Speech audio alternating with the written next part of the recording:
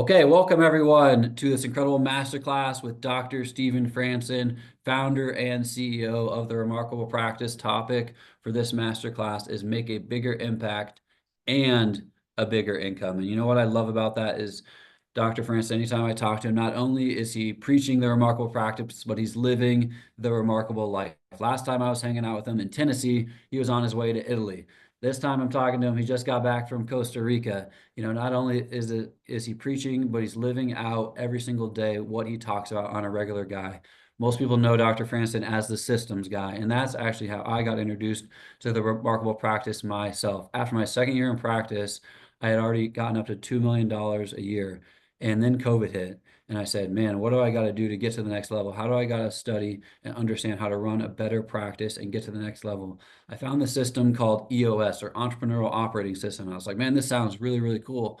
And then someone told me, it's like, hey, didn't you know Dr. Franson literally took that entire model and created the COS, the chiropractic operating system for the chiropractic profession to help us know how to be better entrepreneurs, run better operations, have better systems, scale and grow our practices and our lives to the next level. And I was like, I didn't know anything about that. Tell me more, sign me up. Where do I get going? How do I get connected with this dude, Dr. Franson? And so that next year, after joining TRP at my clinic, went from $2 million a year to $5 million a year in my one location in Iowa, 1,800 square feet. And so just last year, we did just under $7 million in our one location. And the huge part of that is implementing a lot of the systems that TRP preaches on a regular, consistent basis. We're going to be diving deep into lots of business, operational numbers and data and things that Dr. Franson helped me implement in my clinic so that I have systems and feedback loops of what's working, what's not working, what are my strengths, what are my weaknesses, what are my opportunities, challenges, threats, and constantly evaluating those by tracking the proper KPIs or key performance indicators necessary to know what direction I need to go to always be pointing in the upwards direction. Dr. Franson was just telling me that in Costa Rica, he says this house on a consistent basis. When they first started saying it, it was at $400,000 house. Now it's a $4 million house, and he wishes he had bought it, right? And so how do we do the same thing with our practices? How do we have our practices continually going on this upward trajectory? With real estate, we say it's always getting bigger. The number's always growing. How do we have our practice be the same way? How do our revenue and profit always keep going? So it's just like clockwork. And the systems and processes that we're going to talk about today are really the fundamental principles, for you to be able to do that. From a very core standpoint in business, you have operational components and you have financial components. And Lucro, that's what we specialize. We do your books. You have a dedicated bookkeeper. We give you feedback every single month, what's working, what's not working, strategic financial insights to scale your revenue, scale your profit, make more money, have more freedom. But what are the nitty-gritty details underneath the categories of operations and team and marketing? These big buckets that you're spending your money on come into operational systems. And this is what Dr. Franson has perfected for the chiropractic community and the profession. So that's what we're going to do. Without further ado, let's dive into it. Dr. Franson, super excited to have you on this call today. Jeez, Dr. Josiah, it's great to be here, man. Thanks so much for asking me. I just love hearing that story, buddy. It's when you hear stories like that about business success, it's no different than when we hear it from patient success. You hear somebody that's struggling with their health and having a hard time getting their health back, and they start getting chiropractic care, and next thing you know, their inflection point, right? The trajectory of their life, their not just their health outcomes, but their health experience changes. It's the same thing in business. So I appreciated hearing that story. You, somebody who is extremely successful in chiropractic, even before you met us, you came to a point where it's like, I know I need to do this differently if I'm actually going to be able to realize my potential, right? To go to the next level, right? So first, I just want to recognize you for all your success, but also the humility that it takes to raise your hand and say, actually, I think there's probably a better way to do this, even, like go next level. So regardless of where, people are listening to this from today, like where are you in your career? Are you in launch, build, scale, or exit? Are you crushing it or feel like you're being crushed? Wherever you are on this continuum and the spectrum, this conversation is going to be for you. So I'm excited that we have so many people listening in. And I appreciate you giving me the opportunity to serve my purpose now as a coach, which is to restore health. And, we want to help more people, help more people. So today's conversation will certainly, I think it's going to be enlightening on so many levels. And we are going to have a real business conversation because, in my experience, chiropractors don't lay awake at night worrying about their practice. They lay awake at night worrying about their business. So in the Remarkable Practice, we recognize there's a distinction between your practice and your business. And today we're going to have a practice and business conversation, and we're going to do that through the lens of business intelligence. In other words, operational performance metrics and financial performance metrics. Awesome. Yeah, super excited. I mean, you hit the nail on the head exactly like you said. I mean, I think a lot of people come into, school, they learn technique, then they maybe get in a group, they learn maybe a day one, day two, or they learn a little bit of communication, a little bit of table talk, but how do you put all the pieces together? What's the data and the KPIs that you track? And then where do you decide your focus? Because that's one of the biggest things I tell doctors all the time. As a CEO of your business, the number one thing you need to always be focused on is what is going to be generating the most total profit for your business, and not percentage of profit, right? A lot of doctors, get concerned. I'm like, hey, what would you rather have? 20% of a watermelon or 50% of a grape, right? So at the end of the day, what are we doing? What are the KPIs, the indicators, operational systems that we can follow that are repeatable flow to continue in this upwards trajectory from wherever you're at to wherever you want to be, and have consistency and not feel like your practice is running you, but you're actually running your practice. That's right. So, I can tell you that you called me the systems guy, which I know is my moniker in chiropractic, which I love.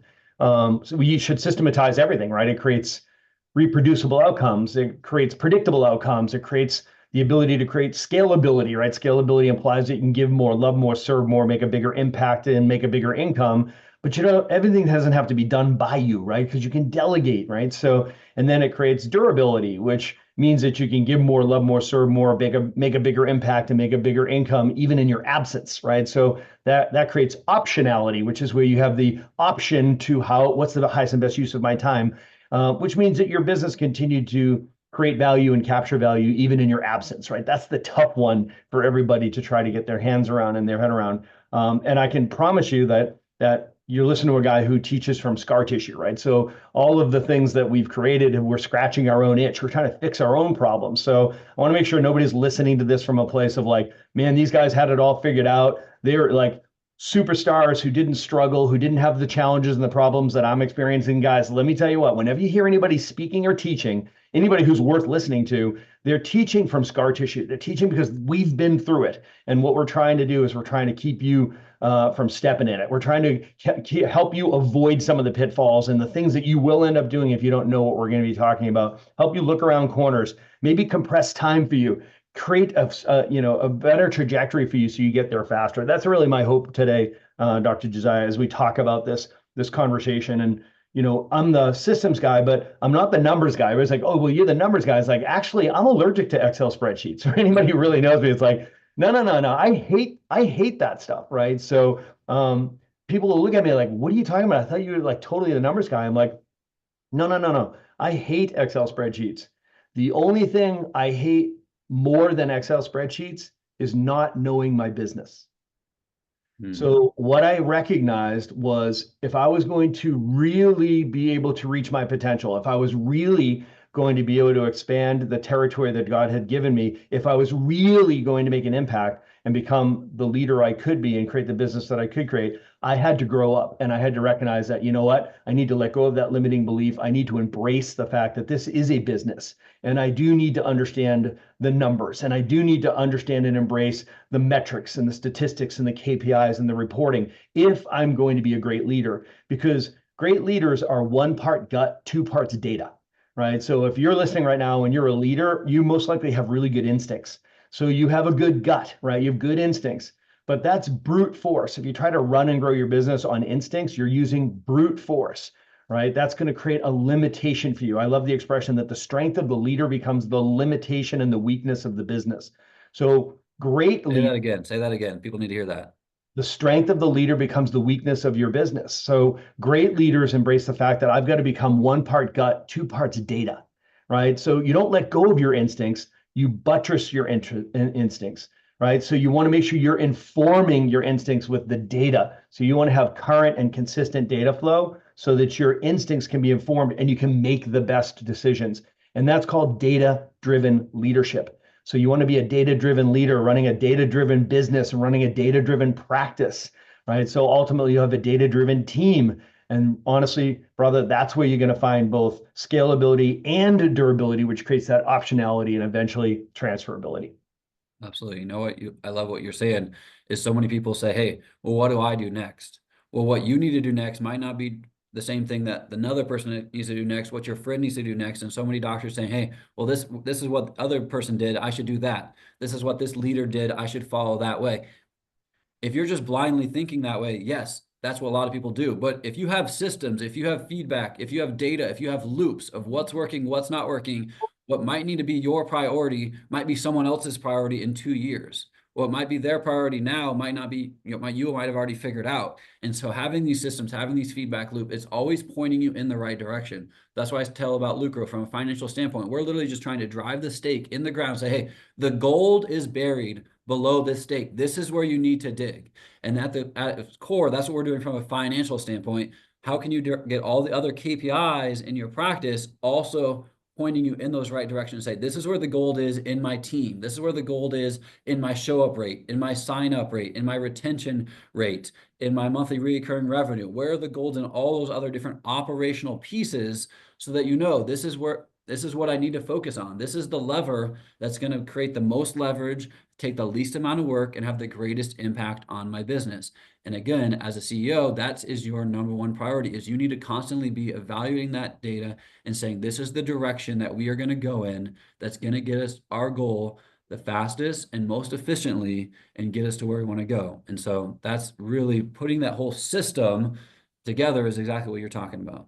That's exactly right. The job description of a CEO is your job is to marshal the resources, the limited resources of the organization, right? So you've got to tell where the time, energy, focus, and money of your team is to go, right? So the purpose of keeping metrics, what the numbers do for you, what metrics do for you, what stats do for you, what the KPIs do for you is they tell you what to do. You have to understand that the metrics aren't just like a report card or a scorecard, right? It says as a CEO, you should be able to look at your metrics, and your metrics will tell you what to do, how to invest your time, energy, focus, and money to get the greatest return. That's the purpose of metrics. It's not about ego. It's about a CEO being informed. It says, this is how you should invest the limited time, energy, focus, and money of your team. That's the purpose of metrics. And it'll usually tell you something categorically around you need to do more of or less of things in attraction or marketing or in team building and team development. That's very often training, or in personnel and hiring people and building out your team. So your metrics, the purpose of metrics is to tell you what to do as a business owner. So, in the Remarkable Practice, we like to say we take people and we help you turn your job into a business. Okay. The way we say it is we take pirate ships and we turn them into battleships, right? So in keeping with this conversation, what I'd like to be able to do is go through the domains of the business, right? There's attraction, conversion, retention, team building, and collections. And you've asked me to bring my favorite metrics, right? So, and we can talk these down. So everybody's getting a masterclass here, just like it says, you're getting a masterclass. So for my note takers, you're going to want to write this down. You're going to write this down. So Josiah, it's an awesome format that you've created here. So let's get after it. We're talking about business intelligence here. We're talking about report systems and meeting rhythms, right? So report systems give you visibility into your business, and meeting rhythms create accountability, right? So that's what this is all about. You can't delegate things that you don't measure. You can't hold people accountable to things that you don't measure, right? So somebody who doesn't measure, you don't own a business, you own a job, right? So this is the way that you turn that pirate ship into a battleship. So let's start with marketing. Let's start with the traction metrics. And what I'm going to give you for each of these domains is I'm going to give you my 5 favorite metrics, and we're going to let Josiah pick which one he wants me to unpack. So we've got a lot to cover here, guys. So we're going to move quickly. We're going to talk fast. So I need you to listen fast and write notes quickly. This is being recorded, so you can go back and get the recording. And if you have questions, you got to jot down the questions as we go. All right. So if you told me I only get 5 metrics to know if my marketing is working from an operations perspective, is my marketing working from operations? I want to know these 5 numbers: internal lead generation, external lead generation, digital lead generation. I want to know my day 1 show rate, and I want to know my number of reactivations per month.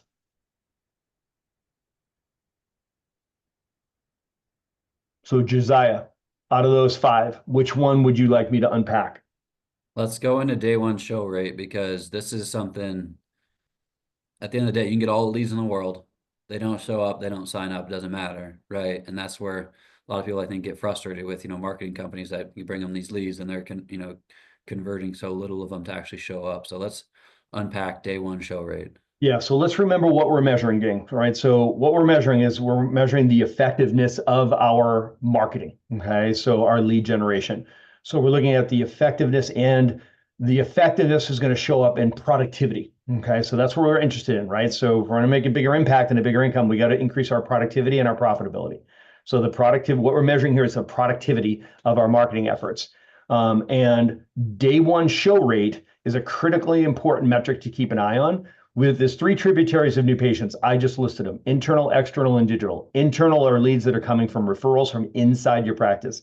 External leads come from your activities outside of your practice, people that are not referred by your existing patients. They're from the activities that you do outside the practice and offline. It's the classics. It's your signage, it's billboards, it's newspaper, it's radio, it's television, it's outside talks, it's dinner talks, it's wellness programs, spinal screenings, it's your paraprofessional networking, formal and informal networking. That's all external marketing, right? And then there's digital marketing, right? So digital marketing is everybody's darling, right? So you've got your website, SEO, paid traffic, you got your social, email marketing, podcasts, et cetera. That's all your digital marketing, right? So I love the expression that internal marketing and external marketing is like raising a son, where all you have to do is figure it out. And once you figure it out, just be consistent and do it over and over and over again. Digital marketing is like raising a daughter. Just when you think you got it figured out, the algorithm changes. You're like, what? I don't know what I'm doing, right? So you want to watch these metrics That's and good. you want to segment that data, right? So as you're segmenting the data, because they're all going to be different and they're going to move different, you want to be tracking my day one show rate for internal referrals, my day one show rate for external referrals, my day one show rate for digital leads, right? So let's just drill down on this digital lead thing, right? So, because I think that's probably the pain point for most people, because we know referred patients show up, right? Digital leads, right? It can be a bit of a mixed bag. So if you see your day one show rate dropping, I say below 90%. I'm stringent. I want 90% show rate. I'm going to go all the way upstream. And I'm OCD, so I'm going to go in a bit of a chronological order and kind of back it in. Like, look at your market message. Okay, so maybe your marketing message is the issue. Look at your offer. Look at the ads. Look at the content you're putting out. Look where you're putting it out. Who are you speaking to? The biggest lever we have is the people that we market to. The people that you take care of is your biggest lever, right? So making sure that there's alignment between your market message, the audience, that platform, and your offer, and the call to action, and what you deliver, right? So what problems you love to solve, right? So once you look at that, you can start playing with the offer, the title, the pictures, the images, the placement, the frequency, the number, the charge, the cost, etc. There's a whole 1 hour webinar just on that. But you got to look at, what am I putting out there? And then once you've gone through that, you say, okay, so what are we doing to make it easier for the person to come across the threshold? Because that's what we all want. We don't want a lead, we want an opportunity. And a lead becomes an opportunity when they walk across the threshold, right? So that lead has to be nurtured. We need to continue to nurture that person until they convert, right? So we're nurturing them all the way through, and the threshold of them coming in is about 2/3 of the way through the nurture process. So there's a lot that happens on that front end. You should have mechanisms that as soon as somebody clicks the link and schedules an appointment or calls the office, you start looking at what's their digital experience clicking a link, what kind of confirmation email do they get, or text message, what kind of follow-up email do they get? Do you do like an expectation thread video? What's the phone call sound like? Are you recording that phone call? Are you training and testing against the phone call and scripting?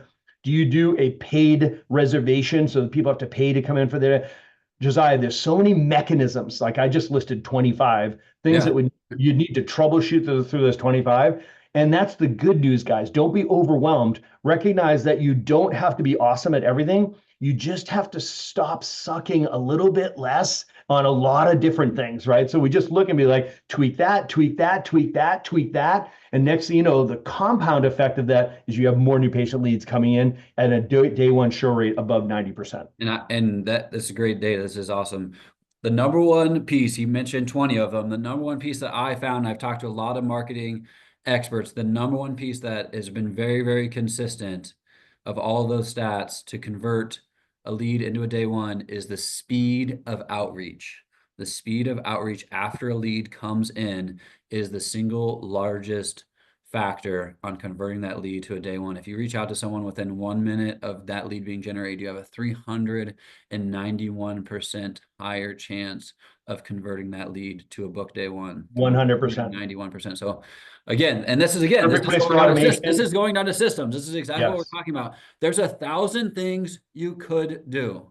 What's the one thing you should do that's going to have the biggest impact on your practice? Because there's so many different things. Like I said, we're saying, here's your practice. Here's operations, marketing, team, finance, HR, billing, technique. Right now we're drilling into marketing, and now we're down into marketing. Now we're into leads. Now we're into day one.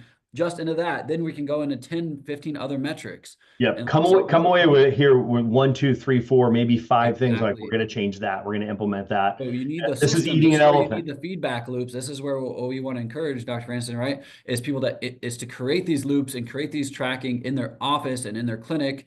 We provide it from a financial standpoint with Lucro. What do you have from an EHR and a CRM standpoint from a clinic in office and a CRM marketing data, where you to get those KPIs and that feedback loop of what to have that focus be on. That's exactly right. So just like you measure every penny, and measure every transaction, you have to measure every step. As I was listing those steps, there's every single step in that process towards your practice is a transaction. It's a conversion, every single step, and they either move or they don't move.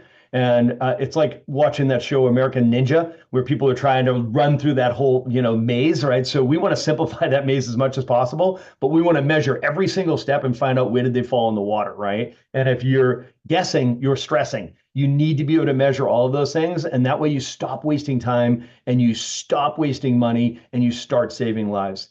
Let's talk about attraction metrics, marketing metrics from the financial perspective. Okay, so we just talked about it as operational. From the financial perspective, what we'll track, I like cost per lead, cost per acquisition, or CAC, cost to acquire customer, LTV, which is lifetime value, ROI, return on investment. Return of investment's an important conversation too, but return on investment, and then ROAS, return on ad spend. All right, pick one, Dr. Josiah. What do you want to unpack? Well, first, before I want to go into lifetime value, that's definitely my number one, but let's give them the quick definition difference between ROI and ROAS. So return on investment would be more of a broader time frame versus a direct reactionary measurement of I put this ad out and I spent this much money and what did I get back? It's picture if you were testing an ad, you would test in a short time frame with a very specific action step and said, I did this, spent that, and I got this in return. What's the ROAS? What's the return on the ad spend? Versus return on investment, you might say, my lifetime value of a new patient is $5,500 and it costs me $600 to get one, right? So that would be a comparison to be able to say lifetime value versus the cost to acquire a customer, or CAC. That tells us what's the ROI or the return on investment, right? So two different conversations, but ROAS is part of that lifetime the lifetime value question. Yeah, that's great. And that's something I talk with people a lot, is like, hey, I'm doing Google ads, I'm doing Facebook ads, I'm doing health talks, I'm doing dinners, I'm doing screenings. Okay, what's your cumulative, ROI of all Add it all up. strategies, right? Yeah. But how are you doing on just Google, just Facebook, just dinners? Okay, and then in Facebook, how are you doing on this style of ad versus this style of ad, or this audience versus this demographic, right? You can just keep slicing it down. But at the end of the day, really one of the most key metrics, like I said, I want to dive into is lifetime value of a patient, because that's something that really gave me the confidence to invest in marketing once I realized, hey, I can spend a lot more than I realized I could spend. Once I understood lifetime value, and once you also understand profit margin, jumping ahead a little bit, then you can really have a lot more confidence in your ability to acquire new patients. That's right. So there's two different ways to calculate this. I favor the second one, but the first one is when you're looking at lifetime value, what you're trying to calculate is like, let's call patients or practice members, let's call them customers, because it's easy for you to think in a business conversation, is like, what is the average customer worth to the business in terms of revenue?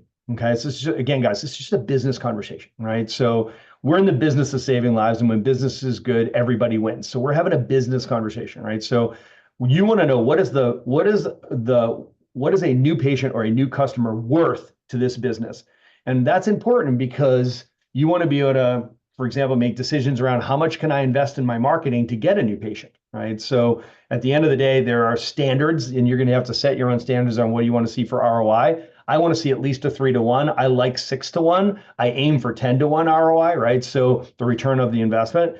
But if you know your lifetime value, you can have intelligent conversations around how much can I spend to get a customer, right? So if you don't know how much it costs you to get a customer, uh, or how much a customer is worth to your business, if you don't know either one of those numbers, you're going to make emotional decisions when it comes to marketing. Be like, oh my gosh, that event cost me $1,000, and it's like, okay, well, how many new patients did you get from it? It's like, well, I got 10 new patients, conversions, right? So it's, well, what's the lifetime value of a patient for you? Uh, it's $3,500. It's like, okay, so you just brought $35,000 worth of revenue into your business, and it cost you $1,000 to get $35,000 in return. And they look at you like, wait a minute, what? Say that again? It's like, yeah, it's like if you could, if every time you spent $1,000, you got $35,000 in return, you'd be throwing $1,000 bills out the window on the way to work, right? So you have to take the emotion out of this. I like to say, I don't have emotions, I have metrics. I just know my numbers, so I make decisions based on, well, what's the lifetime value of a customer? What's the lifetime value of a patient, right? And then I look and I say, okay, so what did that initiative cost us?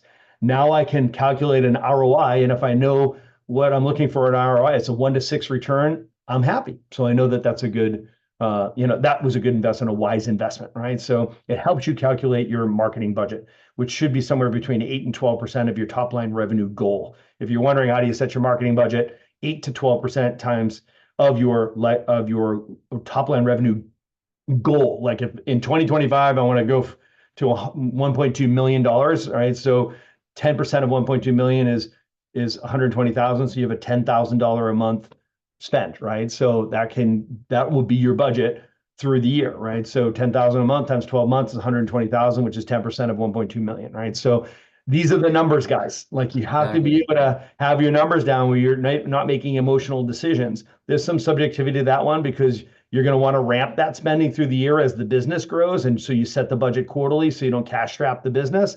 But now we're having an accounting CEO conversation. I just want to encourage you guys.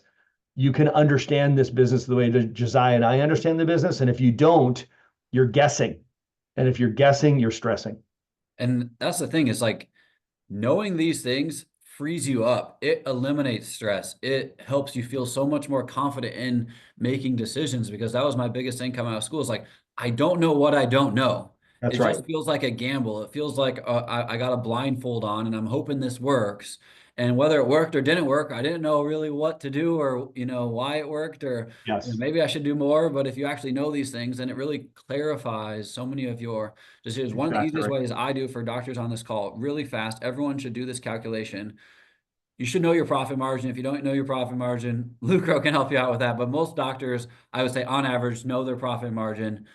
Do 100 divided by your profit margin. So if your profit margin is 40%, 100 divided by 40 is 2.5. So that means you only need 2.5 times return on your marketing spend to break even.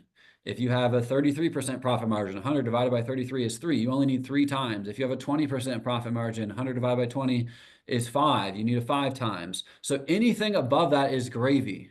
So if you know that number, like Dr. Franson just said, hey, I spent 1,000, I made 35,000.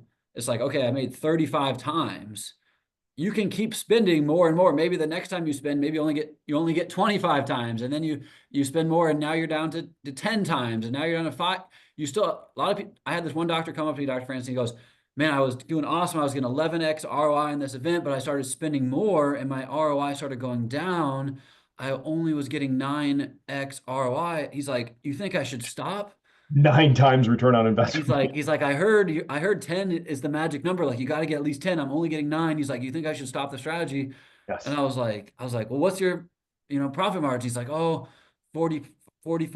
And I was like, you only need 2 to 2.5 times, man. You're making 9 times. He's like, Right. really? That's I'm the like, key to this, Josiah, yeah, is people have anxiety and stress and worry where they shouldn't. You're misplacing your stress. It's like, you shouldn't be worrying about that. That's not a problem. You should be worrying, how can I spend more money intelligently on my marketing so I get that greater return on investment? So let's talk about conversion, right? So there's attraction, conversion, retention, and team building and collections, right? So this is conversion. For our favorite conversion metrics, we got rule of 72. The percentage of people that follow the rule of 72 is the metric. You got day 2 stick rate, new patient conversion rate, new patient conversions in total as an absolute number, new patient conversion rate as a percentage, and then TTC, which is time to close. When people get a report of findings, how many days that it takes before they say yes and pay and commit and start care, right? So which one you want to unpack? I think new patient conversion rate for so many people is the primary focus, but I think let's dive into rule of 72 because that's a unique one that, a lot of doctors might not know much about. Yeah, CJ Mertz, I think is probably the guy who came up with this one, and man, it just served us so well. Is this concept of rule of 72, which is there's a urgency to getting these steps in the process done. And I love the expression, time kills all deals, right? So there's an urgency that you want to protect when somebody's got a problem they want to solve or a goal that they want to reach. They've overcome inertia to call your office or walk into your office. You want to deal with it now. Okay. So if you want your conversions to drop through the basement, ignore what I'm about to say, right? So when somebody reaches out to your practice, there's an immediacy where you want to be responding. Like you said, is immediately reach out, reach back to them, answer them, get them on the schedule book, right? And then you want to get them onto the schedule book right away, okay? So the rule of 72 says there should be 72, within 72 hours of a person first creating contact with you, they should be in your office getting an exam. Within 72 hours of their examination, they should be having their report of findings and recommendations for care. Within 72 hours of their recommendations for care, they should be at your Better Results Faster workshop or your wellness workshop. And within 72 hours of your wellness workshop, you should be checking their family and their friends, right? So that's the rule of 72 played all the way out. That's the urgency of what happens in the first 2 weeks of care. So as much as you can compress that as possible, like 7.2 minutes from when somebody first raises their hand, have them on your schedule book, right? So if you can get them in same day, get them in same day. If you can get them back to the report of findings next day, get them in next day. If you can get them to the Better Results Faster, then next day, get them to, if you can check their family and schedule them that night at the workshop, do it. So you guys get what I'm saying. It's all about urgency, Josiah. And if you pull that thing apart and you break the rule of 72, no matter how good you and your team are, you're going to see your conversion rates plummet. Good. Man, that's a good one. There's just little things, and that's really what we're talking about is you might, at the end of the day, like I said, total profit is what we're trying to gain from our business. Then we break it down to the next level, we break it down these little smaller metrics, and you say, hey, why isn't my conversion rate very good? Well, it's taken on average 10 days for someone to get in for their first appointment, and then it's taken them another 10 days to get back for their day 2.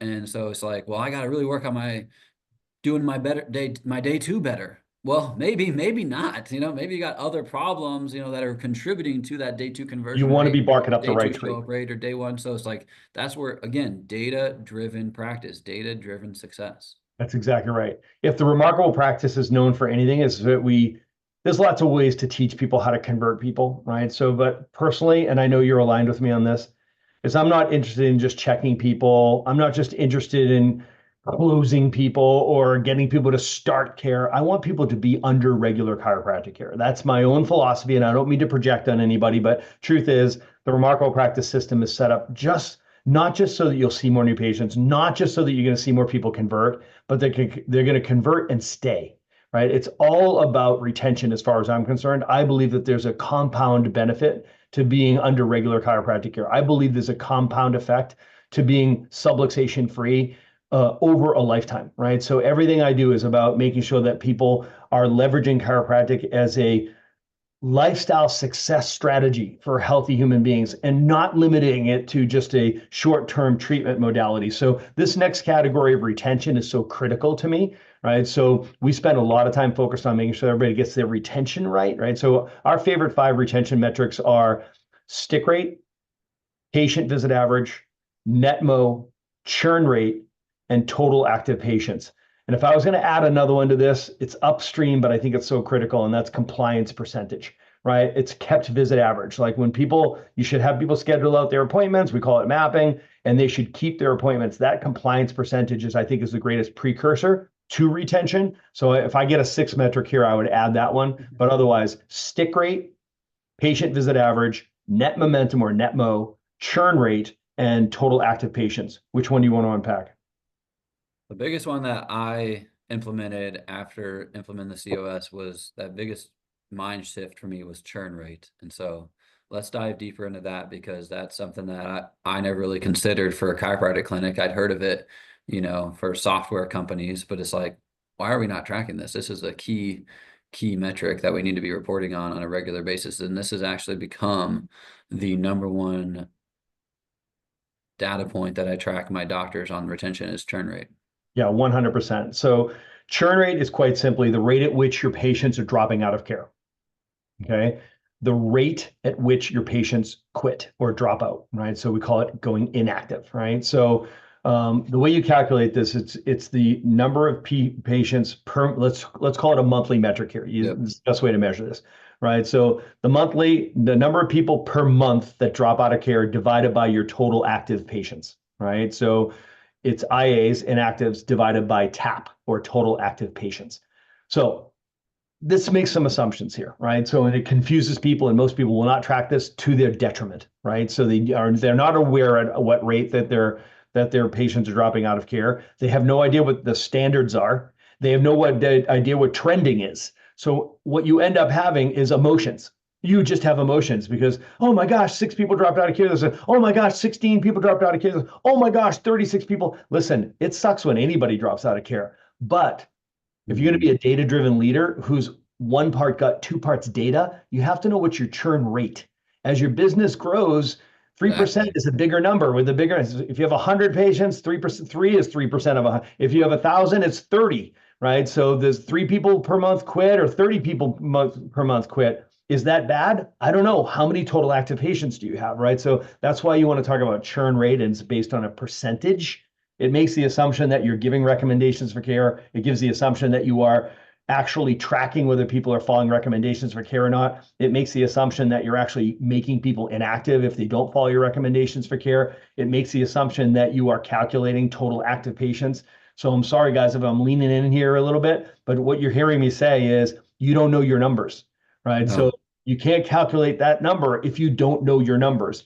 And as CEOs, we don't have data flow from us or through us. Data flows to us. You have to have a person on your team that owns these numbers and calculates your number of people that go inactive a month divided by the number of total active patients you have so that they can tell you what your churn rate is. And then your churn rate will tell you what to do with the time, energy, focus, and money that you are marshaling as the CEO. Exactly. And I literally renamed my doctor department the retention department because of this exact thing, because that is the goal. Obviously, you get them under care. The entire goal from that point is to keep them under care, turn them into lifetime. 100%. That's the 100%. biggest thing. If you follow anything, Dr. Franson is awesome on helping clinics maximize their worth for a great exit. We're going to speak on that in a little bit, but one of the biggest things to have the best exit possible is monthly reoccurring revenue and getting your patients to convert into wellness care. Last one before we move on from this, can you go? We had one doctor ask net momentum. That's not as common of a one either. Give us a real quick definition of that. Sure. Net momentum is a measurement of, is your practice growing, stagnant, or contracting, shrinking, based on the number of total active patients or patients that you're taking care of, right? This is the human number. Net momentum. Am I growing? Am I flat? Or am I shrinking? The way you calculate net momentum is total number of new patient conversions plus reactivations of previously active patients minus those that go inactive. So people joining your practice, which is new ones and reactivations, minus people leaving your practice, which is people going inactive or quitting. So people on their way in minus people on their way out equals the net momentum in the business. Yep, that's great. And that's another one I like to turn also into percentage. You can easily turn this percentage, say, hey, we had 10 more people join, we had 100, now we got 110, divide those numbers up and get a percentage so you know how fast you're growing from a people perspective as well. So let's jump into collection metrics. All right, let's look at collections. We're going to talk about operational performance metrics as far as the money's concerned, that's collections. And then we're going to talk about the financial metrics, which is the revenues. Okay. So just not splitting hairs here, but I don't want to lose people in the terminology, right? So when it comes to collections, which we're chiropractors, that's what we call the money coming across the table, right? So my 5 favorite metrics for collections is number 1, collections, which is total collections. What did we collect today, this week, this month, this quarter, this year? Collections, collection visit average. What are we getting paid per visit? Monthly recurring revenue, which is the darling, right? It's my favorite one. So that I want to know, what is the absolute number? Like, is it 50,000 a month? Is it $150,000 a month? Is it $5,000 a month in monthly recurring revenue? And then there's monthly recurring revenue as a percentage. In other words, what percentage of our patients are on monthly recurring revenue, or what percentage of our revenue is monthly recurring revenue? So there's 2 different ways to measure that. And then number 5 is LTV, again, lifetime value of a patient or a customer. Yeah, I would say, I know we brought up a little bit earlier, but monthly recurring revenue for me is the really big one. If you want to have a big exit in your practice, if you want to have more consistency, if you do want to, fall asleep fast and not worry about, what's going to happen, monthly recurring revenue is the really big one. If you can really cover your over your head and your expenses with your monthly recurring revenue and not need any new patients the next month to pay all your bills, to support your staff and live the lifestyle that you want, to me, that's really where you're getting to that true level of freedom.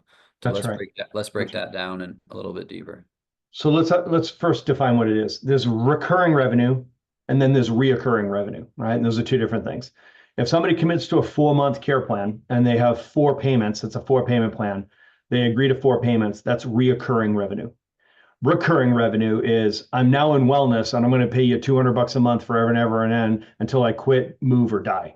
Right. So that's recurring revenue. So it's open-ended, right? So a lot of people do some level of reoccurring, not very many do recurring. All of the remarkable practice doctors do it, right? So because what we recognize is it's the 800-pound gorilla in business is, if you want to drive retention, revenue, and profit, you want to move to a recurring revenue model. And like you said, if you want to be sleeping better at night, you got to move as much of your revenue over to recurring revenue, right? It's the best businesses in the world, the most valuable businesses in the world are recurring revenue models. Ask anybody in private equity. The valuation process is incredible. What is a valuation process built on? Very simply, how attractive is your business? When it comes to how attractive, how reproducible, how predictably reproducible is the profitability of this business is what makes a business more attractive to a buyer, right? Which is what drives the value of your enterprise up, enterprise value. Now, all of that sounds like, oh my gosh, that was a lot. Let me ask you a question. If you were considering buying a chiropractic practice and both practices were doing $500,000 a year, this practice over here was doing $500,000 a year in revenue, and 400,000 of it was in recurring revenue, versus this practice over here, which was doing $500,000, same profit margin, same profit, but every month on the first of the month, they started at 0 because they had no recurring revenue, right? So viscerally, guys, without any more data, which practice would you want to buy, right? So that's what makes a business more attractive to an ideal buyer. Of course, the first one with the recurring revenue, right? So you're buying a business that has cash flow like that is got the highest likelihood of you being able to reproduce the success with that, right? So wouldn't you love to wake up in the morning on the first of the month and know, hey, if nothing else changes, I'm going to have $50, $75, $100,000 a month coming into the practice before I even start one new patient because of my recurring revenue. Okay. So Josiah experiences that. I experienced that. I'll tell you what, I own 6 businesses. 2 years ago, if you had asked me, I would have said, I own 5 businesses that are recurring revenue and one of them that's not. Right. So I used to say to myself, man, that business, man, I look at it, I'm like, hey, we did $220,000 last month. Isn't that great? Yeah, where are we now? Well, it's the first of the month, so we're at 0. And I'm like, 0? Like, yeah, 0. It's the first of the month. I'm like, how often does this happen a year? 12 times. 12 times a year, we're at 0 on day one. I'm like, this business sucks compared to my 5 other businesses that are operating a recurring revenue. First of the month, we already know where we're going for revenue, and everything is just simply growth. Does everybody hear what I'm saying? You move people into care plans, clinically correct care plans that are aligned with your philosophy and with their clinical needs. We're not talking about care plans today. We're talking about business. Okay. So we're not talking about what you give for recommendations, how many times you adjust somebody, how long you adjust them. Give them the recommendations for care that are a reflection of your philosophical values, their clinical needs. All we're talking about is how they pay. That's all we're talking about, right? So all of you are giving some level of recommendations. Some of you are doing ones that are serving the patient better with their health outcomes. And I can tell you what, when you take the money question mark out of the way, people are more consistent with their care and they stay under care. It's a win-win-win. Absolutely. I love it. Let's keep rolling. All right, financial metrics. Last one.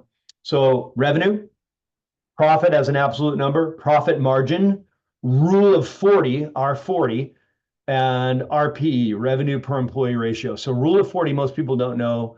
Rule of 40 is a wellness measurement. The last two here, rule of 40 and RPE, are both wellness measurements of your business. Okay, so the rule of 40 is a very simple equation that you need to calculate with your CFO, your fractional CFO. If you don't have one, we've got one for you. Lucro is fantastic. Rule of 40 is going to teach you this.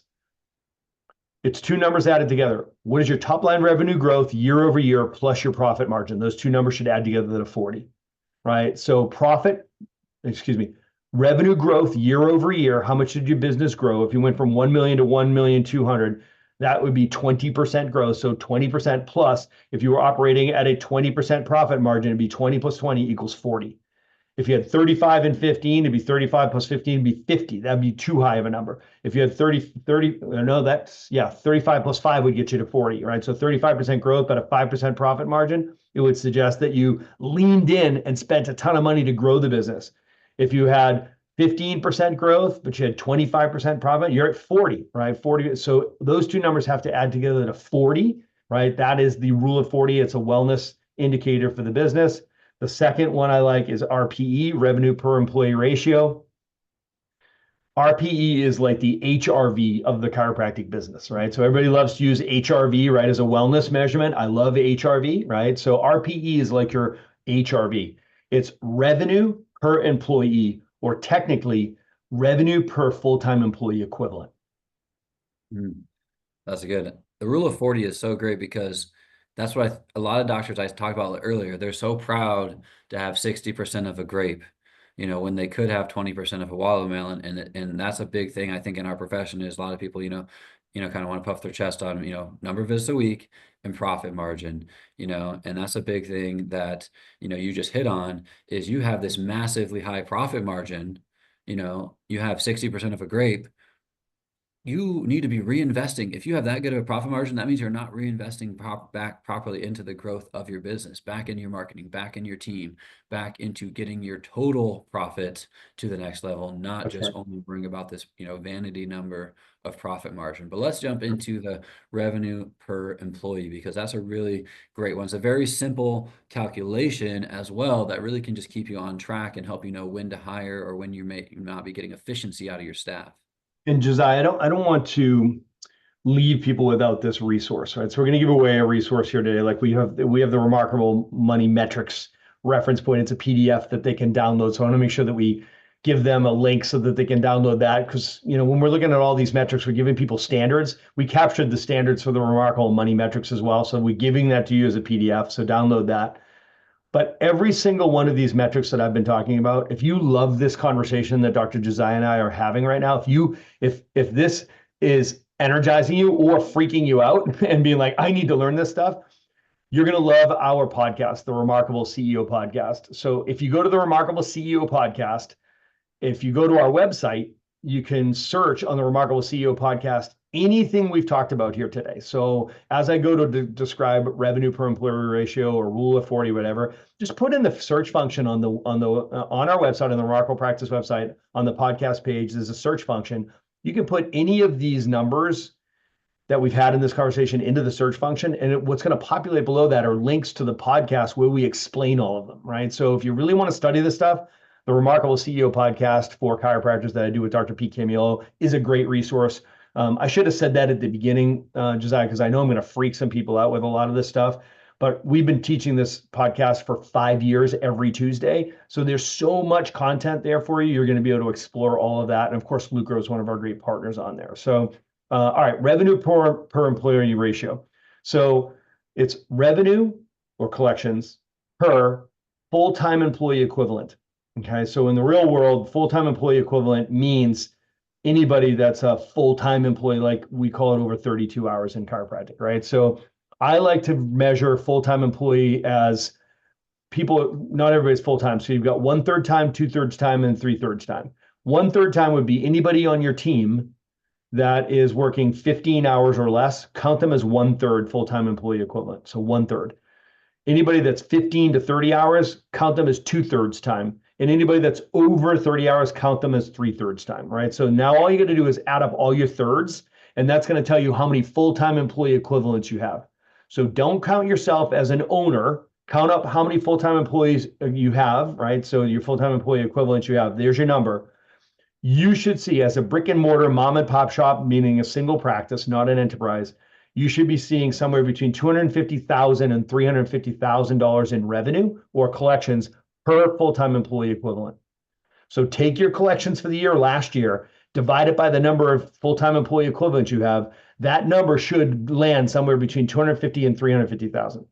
So if you're approximating $250,000, that's a trigger for you to hire your next team member, so that your team doesn't experience overwhelm and they don't start pumping the brakes, right? So this is a gauge for, like, when do I hire my next person? Can my business afford to hire my next person?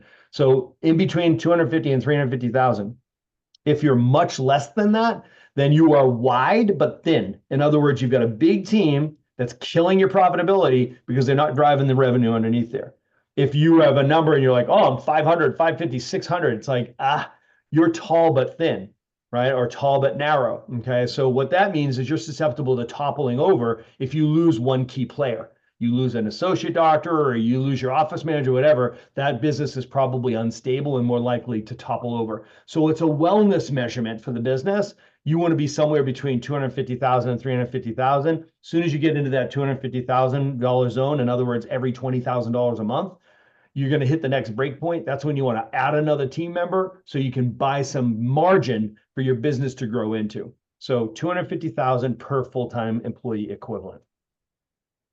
That's good. That's an easy one. Again, some of these things you got to pull stats from your HR, some of the things, but a lot of these things you should know off the top of your head. What was my revenue last year? How many employees do I got? Get immediate value, take immediate action steps right now and get to work. Yeah. So Josiah, I know we're coming up on the hour and I know I've got to jump. I'm sure you do as well. I think this is just a couple of things to wrap with is I'm just going to encourage them to download that. It's a cheat sheet, right? So there's a PDF that lists all of the remarkable money metrics. There's a link that we're going to be adding down here below that they can download that. I think it's in the notes here as well. So make sure you grab that PDF. Make sure you follow us on the Remarkable CEO podcast. And I want to talk a bit about the Remarkable Money Matrix because you and I, we've been working together for a long time. And what we recognize is chiropractors don't know what we're talking about, right? So the conversation we're having right now, nobody's teaching them this. Yeah, they have a bookkeeper. Yeah, they've got an accountant, but it's usually, they're looking at their balance sheet and their P&L in the rears, trying to figure out their tax situation. But what they're missing is like real cash flow reporting. So they have a strategic input from somebody who knows what they're doing. That's the CFO side of things. And then also you've got your bookkeeping, which prepares the books for the CFO to be able to be able to assess, analyze, and advise. And then the third ring in this Venn diagram is the tax strategy. So I'm going to share my screen for anybody who's more of a visual learner. I think it would probably be helpful for them to see how we've designed this. When you're looking at this Venn diagram, what you'll see is the overlap of the three components of the Remarkable Money Matrix. The CFO services that we offer at Remarkable Money, this is an advisory, this is a consultant who reviews your books. So when a business like Lucro prepares your bookkeeping, that does your bookkeeping services, we've actually designed it so that they can prepare the books that for our CFO to be able to examine and to be able to consult with you and tell you exactly what you need to start doing and stop doing, to help you read the tea leaves, essentially the conversation that we just had. And then the tax planning services is all about making sure that you are leveraging all of the available tax strategies. So it's not only just about how much money you're making or how much profit you're making or even how much cash flow is there, but how much you're keeping.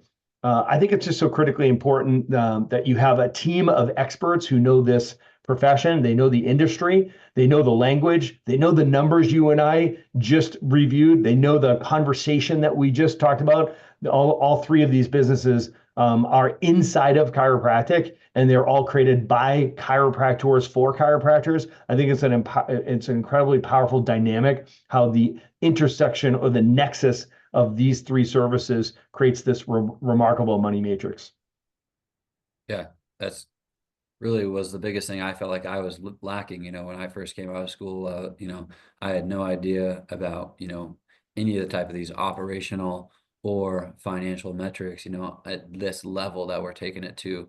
But if you want to run a successful business, and even more importantly, if you want the business to be able to run without you, and really create true freedom. I honestly believe that's the number one reason anyone becomes entrepreneur, is some level of greater freedom than they think they could ever achieve by working for somebody else and being more in control of their life. At the end of the day, it comes down to knowing your numbers, knowing your data, being know what actions to take, having the right people on your team to help point you in the right direction. So yeah, that's exactly, I'm super excited with the Remarkable Money Matrix, our partnership, and working together, where we can provide the fundamental bookkeeping services. We can provide you the big buckets. Hey, you need to focus on marketing. Here's some resources. You need to focus on team. You need to focus on these areas. But if you really want to drive deeper into the next level, that's where you get into utilizing a fractional CFO, with the Remarkable Money team and what they've created to really put the systems and operations all together. The financial piece, like we talked about, as well as the operational piece of business.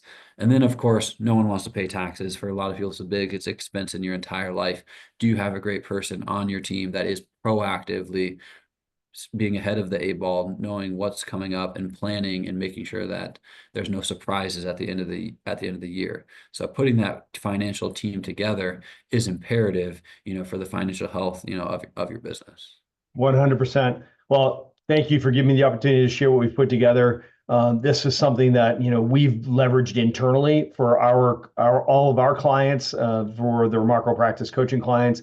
But this CFO service was created from the scar tissue and pain I experienced of not having this level of sophistication, right? So this is actually my CFO, right? So this isn't some random person that we solicited to ask them to help us create a program for chiropractors.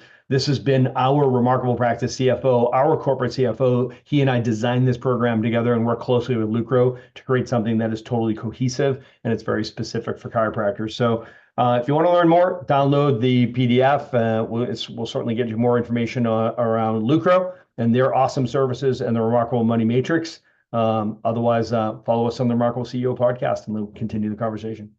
Awesome. Well, thank you, Dr. Franson, again, for being so fantastic, drilling down into those key data points that everyone needs to know. And it's going to be so vital to can have continued consistent success, not just being successful for a month or a day or a week or a year or some small period of time. Oh, you remember that good year that we had? This is the systems that you need to establish in your practice to have consistent, reoccurring success. And so thank you so much for all of your insights that you've given us today. My pleasure, brother. God bless. Thanks, everyone.